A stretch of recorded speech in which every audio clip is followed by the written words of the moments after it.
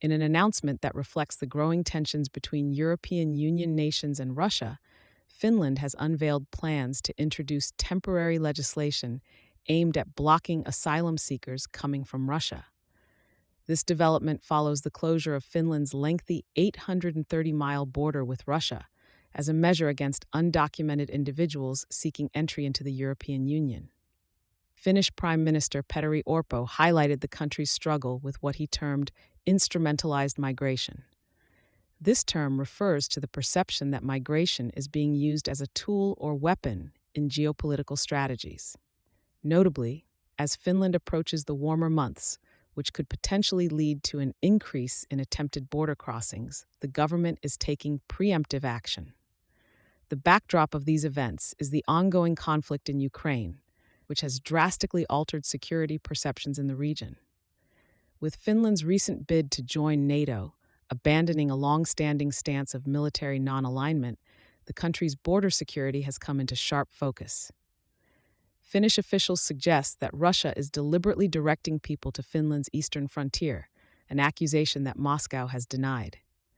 According to Orpo, even after the closure of the border, Russian authorities appear to be not only turning a blind eye to the influx of asylum seekers, but seemingly aiding their journey. In response, Finland is pursuing legislation that would grant authorities broader powers to curb the flow of migrants. Before it can become law, this legislation will undergo a commenting period, followed by parliamentary review, with the government pushing for rapid adoption. The urgency of the matter was accentuated during the Prime Minister's speech to the European Parliament on March 13th, in which he insisted on the European Union's responsibility for its own defense. He underscored that the movement of third country nationals towards the Finnish border by Russia was not an acceptable practice.